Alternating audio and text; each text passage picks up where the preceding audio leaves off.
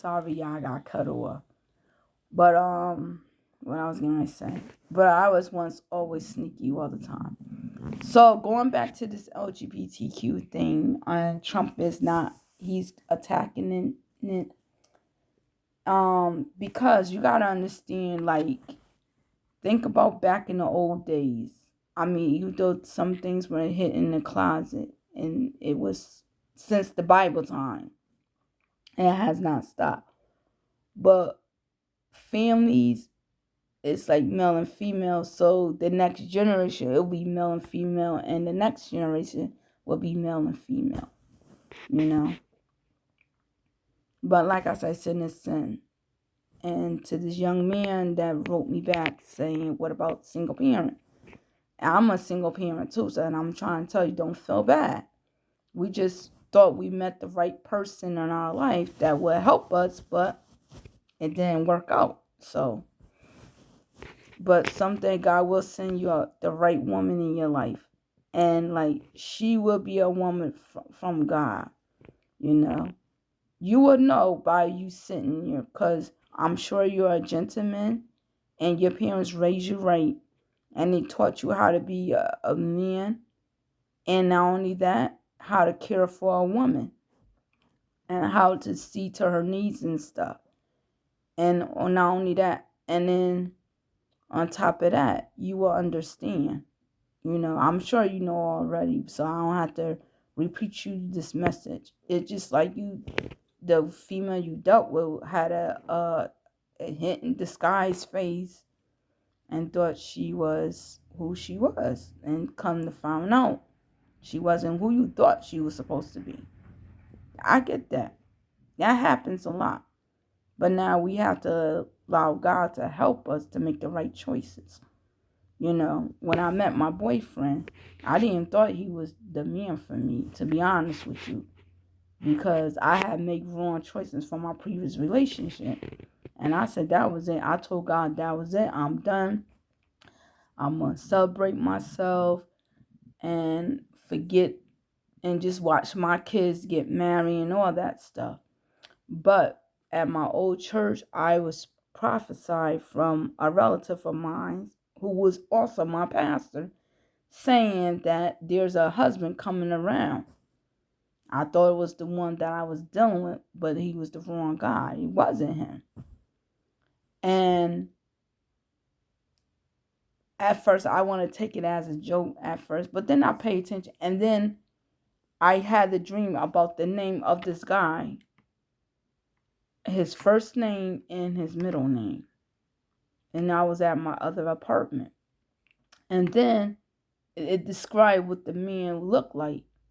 What he, and I'm like, nah, it might be the, and it was so funny. I was at my old job. The one of the men told me that I was going to date someone, and he gave this description. I looked at him, and he was saying in front of a guy that I was supposed to be dating. I didn't want to take it like, I'm like, yeah, right, ha ha ha, you know. And it was just coming the truth. And it was just like, Lisa, I expected one day I had a bad day. I was on the bus, you know, the guy saw me. I was talking to the lady about God and stuff, but at the same time, I was still hurt because I lost my apartment and all. I went through a whole lot of hell. Like, I got off the bus. It's just like I wanted to cry so bad, but I couldn't.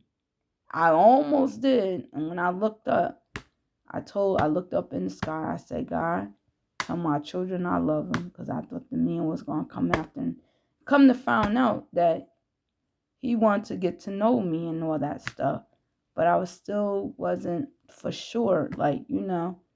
But I was like cool, but I wasn't for sure. I was like going back and forth because the other guy before him, I was trying to flirt. I was trying to flirt with any guy, but it didn't work. It wasn't, I was playing myself hard instead of understanding what God plans is for my life. You know, God didn't tell me that it was this, and all he just said, this was it. This is it. You know, Not saying that God knows what's behind the scene, but if I trust God, I trust God. And I say, God, if it's true, I say, God, you have a sense of humor. Because after I left the man's face, I looked at him. I looked to the sky. I said, God, you guys, I'm like, no, God, this ain't true. And in my spirit, he said, this is true, And when I looked into this man's eye, who is my boyfriend, I saw a light in his eyes that I never saw in any other man's eyes before. I almost thought those were his natural color eyes. And then when the next time I saw him, I thought he had a twin. I'm like, that's you? Do you have a twin? And I'm like, I ain't thought that was the right guy from the last time. But it was something that I never saw in any other guy's eyes. I was looking a hot mess. I looked crazy. I looked like I belonged in the shelter, like a homeless shelter, and then hanging in the street. My hair was all crazy.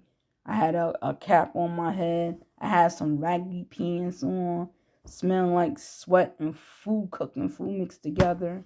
It was just crazy. And he caught me on my worst day. And it was like I was intimidated at the same time. But what I'm saying is to you, sir, that I wasn't antagonizing you in that perspective way. I'm sorry that you thought that I was probably like judging and say that I was trying to write you back, but I couldn't get back to the comments to write you back. So I hope this is encouraging you, But I believe you'll have a nice, good woman in your life someday. So please, sir, don't get offensive of what I have wrote. And because you probably say, I saw you say, well, what about single guys, single dad, parent? I'm a single parent. So you mean to tell me I'm not doing right? You are doing right. It's just the choices we made. I'm a single mom too, so I know how that feel. So I just gave you that little testimony to let you know, like, the Lord will provide a man. The Lord will provide a woman for you. But that's why I said this LGBTQ thing, we need to, like, as Christians, even if you're in different but faithful belief, you know that LGBTQ thing is not right. It's like I said, it's not a racial thing. Neither is a religious group thing. It doesn't. If you read between the two lines, I saw someone say, well, what side is it? I left a comment for you too as well, sir. That like I just said, get a Bible.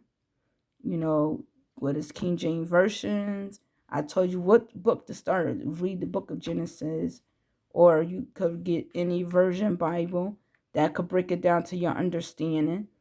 And also, if you could download a Bible app on your devices, whether it's your phone or a laptop.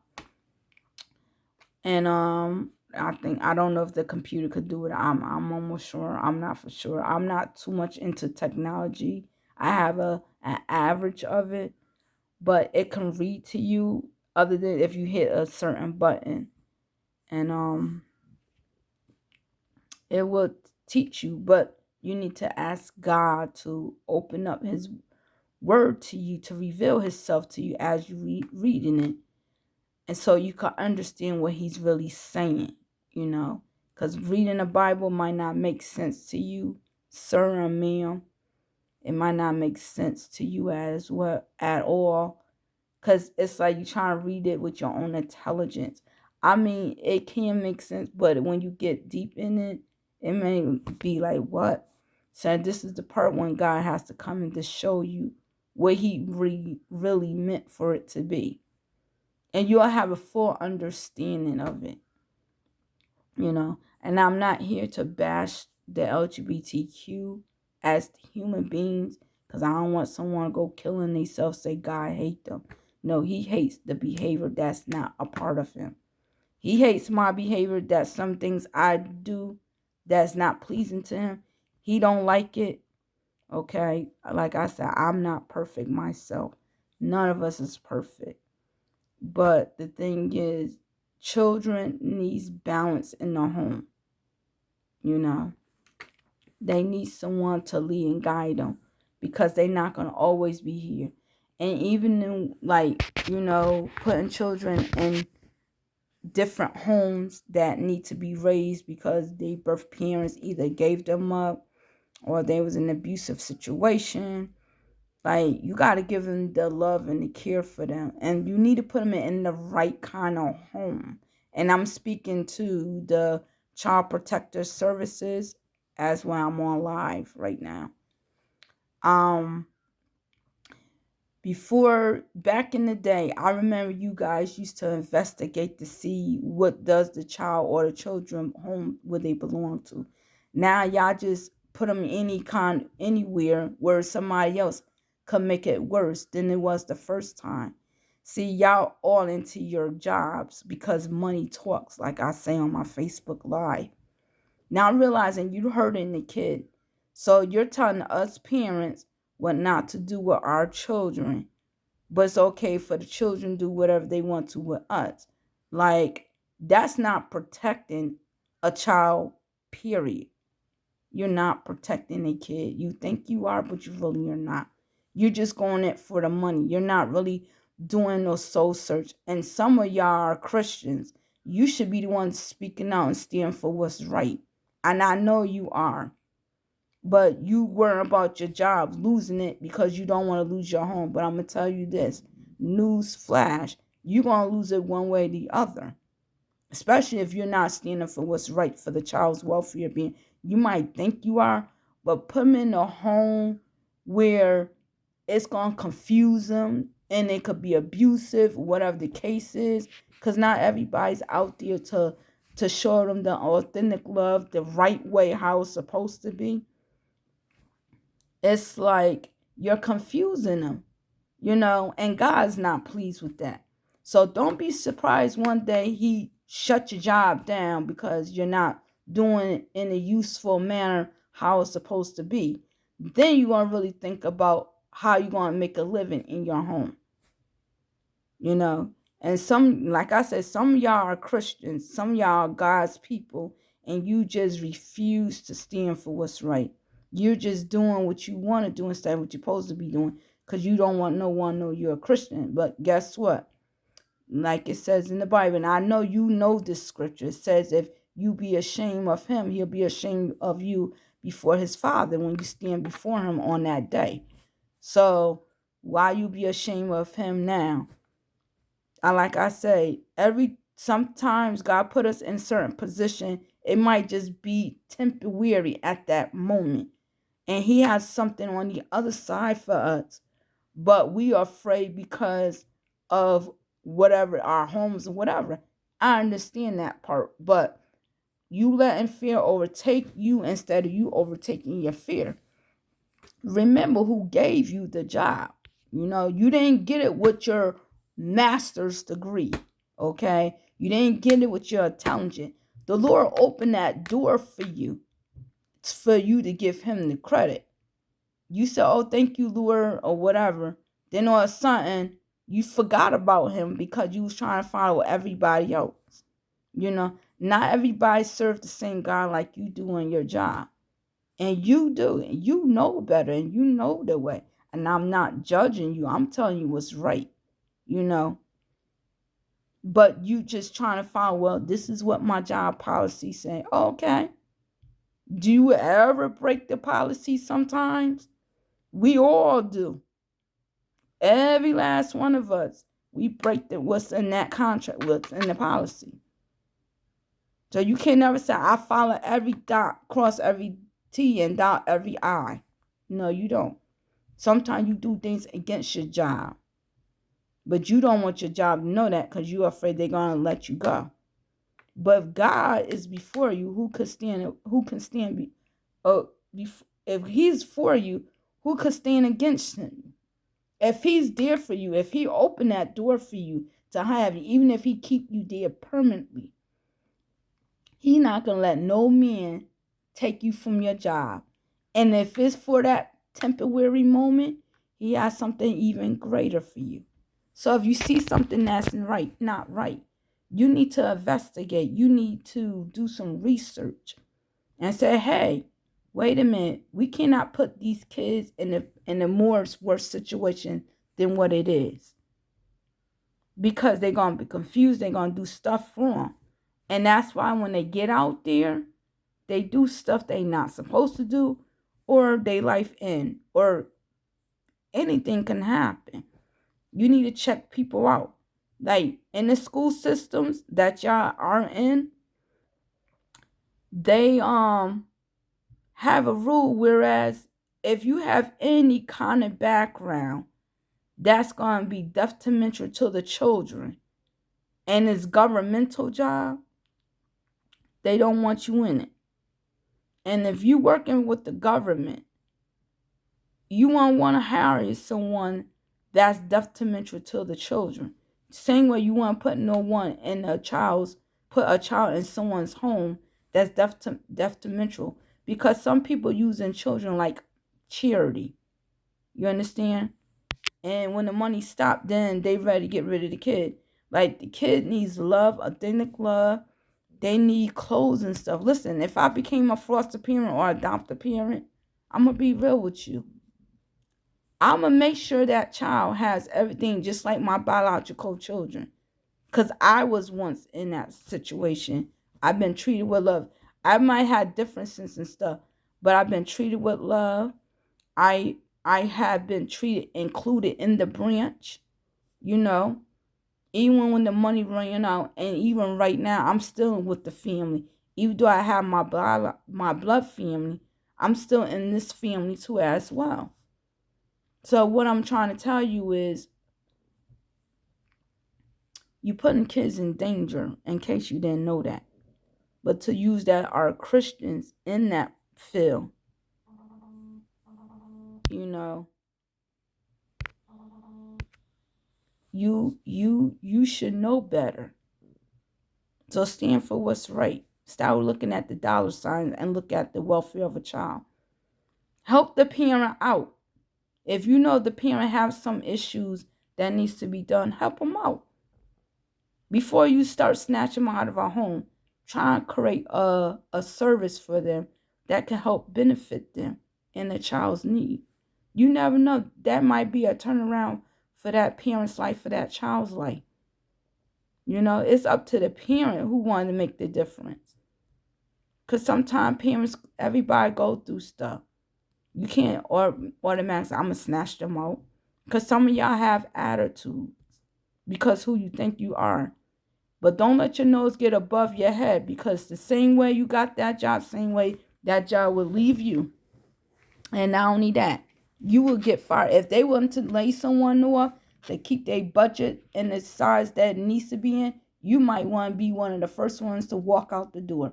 So you just went to that college, did what you did, and went in, and you going out with nothing. So don't let your nose get above your head because you got that job. Because listen, that degree is just a piece of paper. You make that degree did what it is.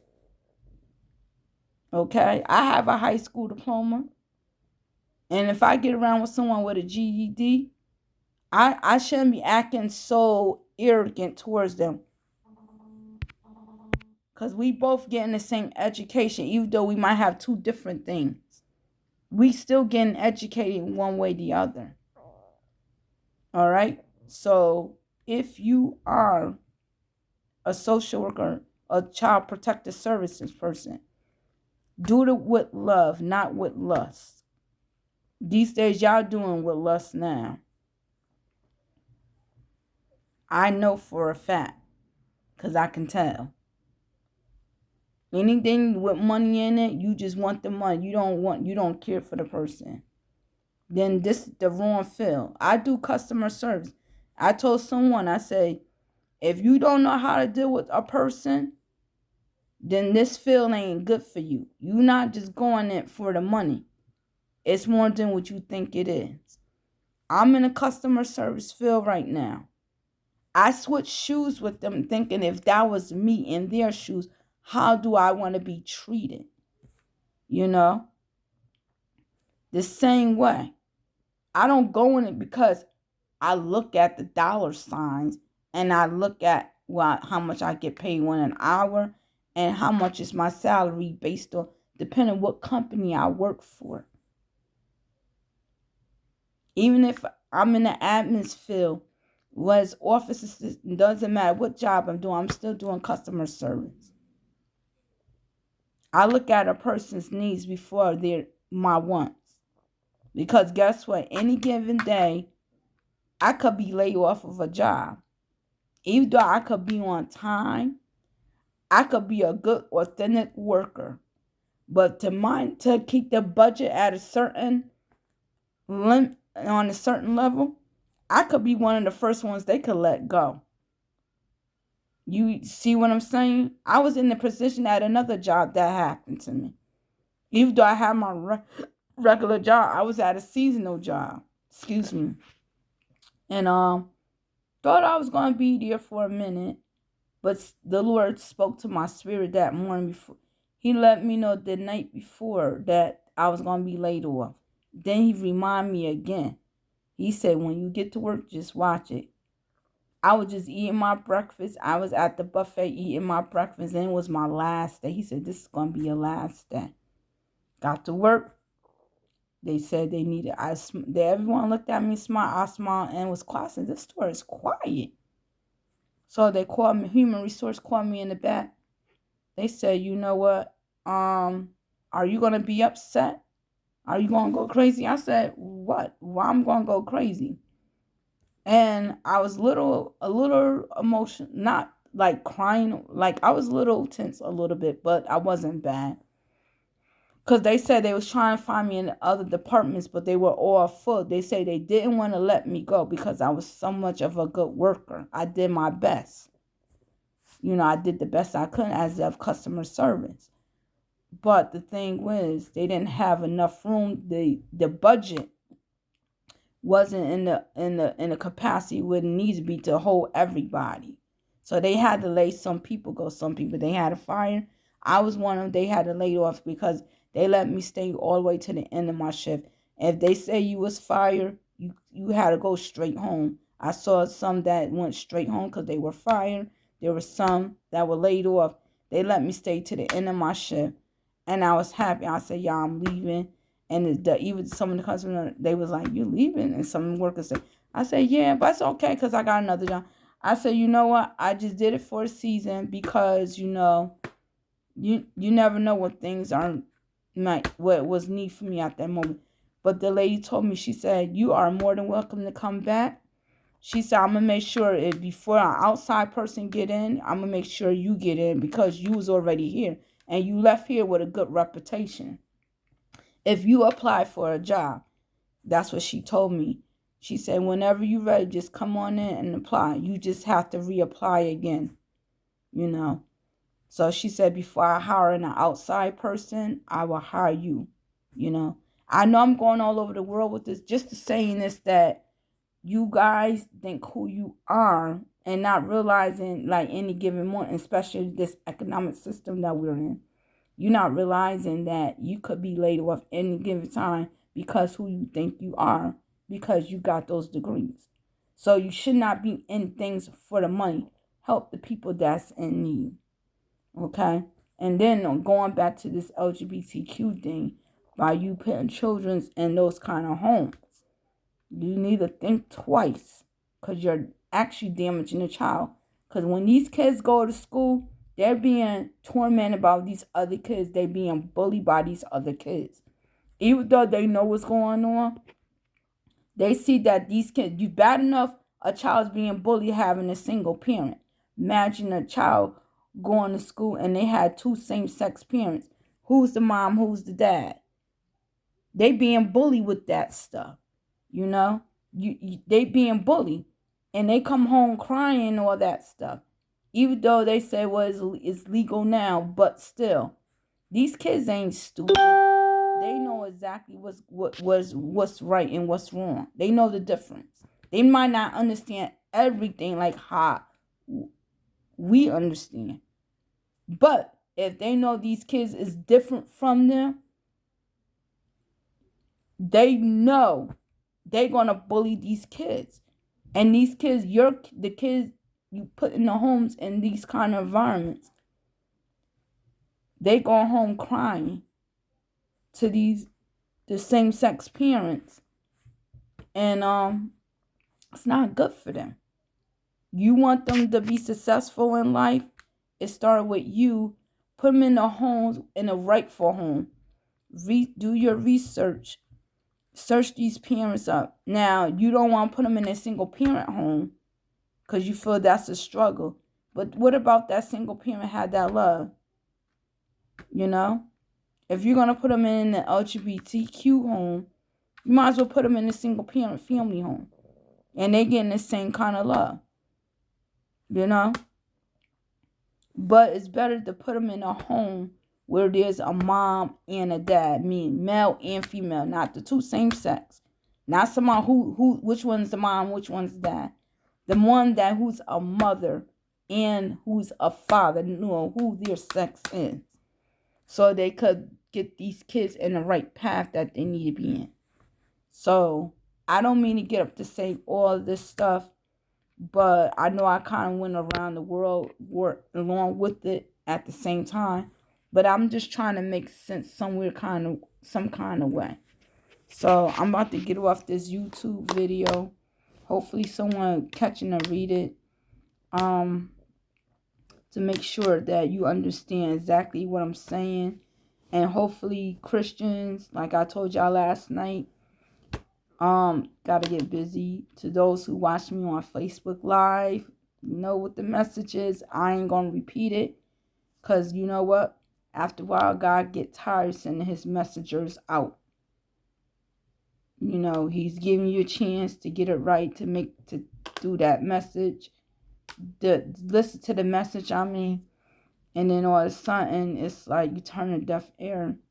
So I don't really have too much to say, but you know what to do is right. Instead of you sitting up here being a Christian or too religious, you know, you got to open your eyes up and don't be so blinded or sleeping. Wake up, especially in America, United States of America, I'm sorry. You need to wake up and smell the coffee. You need to pray. Now, last, I'm going to leave with you with this. I'm not into politics and stuff like that. But President Trump, I mean, no one is perfect, you know. I mean, you have to pray for everybody. You have to have love for all mankind. You have to have love. It's just the situation behind the scene that's not right. But I tell you this, while we're complaining, we should be praying instead of worrying to death about the next step of this, the next. Because it will drive you insane mentally. And then you letting Satan, him and his demons, having a field day. Like, they run around here rapping, thinking they having a party. They celebrating all this stuff. You know, thinking they're getting away with it, but you know who's the main person who needs to celebrate and having a party? The people of God. The Lord had already won the victory a long time ago. It's like you kind of put them on the shelf because you worry about who's watching or what they're going to say and do. If God is for you, who's going to stand against you? He's with you. He's not going to let you be in a position whereas he's not going to protect you. You leave him because you don't trust him. But the trust is up to you, not to him. He already did his part. We got to do our part. So it's up to you what you want to do. But it's not like somebody didn't say anything. So that's why I said to some of those who watch me on Facebook Live, if you caught me on the public, but now I got to only just suggest it on friends. Because this world needs help. You know, and we're that only hope. So, and one last thing to my two ministers, Prophetess Jolene Whitaker and Marcus Rogers, y'all keep y'all keep on doing what y'all doing. Y'all are doing an excellent job. Don't worry about what the comments, what people say. I understand sometimes people might say stuff. I get in that too. But I know y'all know what to do. But y'all keep doing what God telling you to do. You keep fighting that fight because you doing what you supposed to do. Because one day the Lord gonna ask you those questions. What some people don't realize that God is holding you accountable of the assignment He had for y'all to do, and y'all doing it. And then they're going to think about, oh, this what it was the whole time.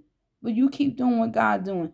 Because one day, if they refuse to catch the message from you guys that God gave you, I'm going to tell you this.